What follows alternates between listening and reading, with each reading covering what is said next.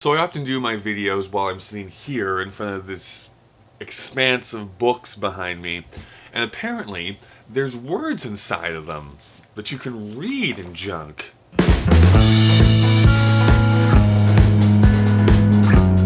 So the fact is that I read a lot, both fiction and non-fiction, although I wanted to focus on 3 fiction books that I've read recently, at least in the last few months. And let's start with the unfortunate one. I know that there's a lot of people who are huge fans of this, The Adventures of Kavalier and Clay. It's written by Michael Chabon. It won the Pulitzer Prize the year that it came out, and I struggled.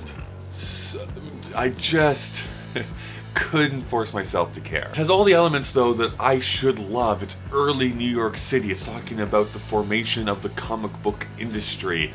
It has intrigue, it has gay themes, it has all these interesting elements all coming together, and I just really didn't like the writing style, which I realize is going to be sacrilege to a lot of Chabon fans. It's just, there's something about it. There's something about the way that he writes that just prevents me as a reader to becoming invested in the story that he's telling. And this comes right down to personal preference, because it sounds like I'm wanting him to dumb down his language, which I guess in a way that is what I'm asking him to do, but it's like we're using all this grandiose, crazy language when it's like, you know what, you could have made your point with half the words in this sentence. Say what you will about Stephen King, but he says that a lot. It's like, don't use 20 words if 5 will do. And this is like the epitome of that, where you're just continually using 20 words when 5 would do. Next up is Brown Girl Dreaming. This is by Jacqueline Woodson. This was a really interesting read. You can see all these stickers that are on the front. So it's the National Book Award winner. It won the Newbery Honor, and it is the winner of the Coretta Scott King Award. So there is a lot of things that it won, and I can see why. This is part fiction, part memoir, but each, I wonder if I can show you, it's like each chapter is essentially written in a poetry format, or at least that's how it's spaced on the page. So we see how Jacqueline is living at a time of great social change in the United States. She's born in Ohio and then moves down to the South and is influenced in her later abilities by her family and by them eventually moving to New York. It's this really interesting tale of just her family and what was going through her mind as the US was violently changing into the nation that we know it is today. So as you might tell, I really enjoyed it. I was engrossed for the entire thing. It's a very quick read. I finished it in just a couple days. Some days I wish I could just be eloquent for once. Last book I want to talk about, this is an old one.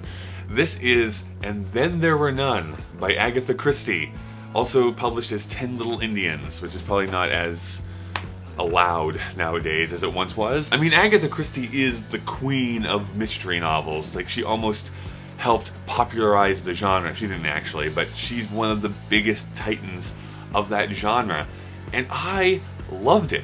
I've never read an Agatha Christie novel before, and I loved it. This is a novel that was written in the 1930s and yet feels so present day in the way that they use the psychology of all the characters that we're introduced to. The premise is this, is that an unknown person has invited 10 people to show up at this island manor house. So they have to take a little ferry onto this island, so there's no escaping, and then they realize that each of these 10 people have committed some type of murder in the past. And then people then start to discover that there's probably one of them that is the murderer, because there's no one else on the island and there's no way that they could be hiding somewhere.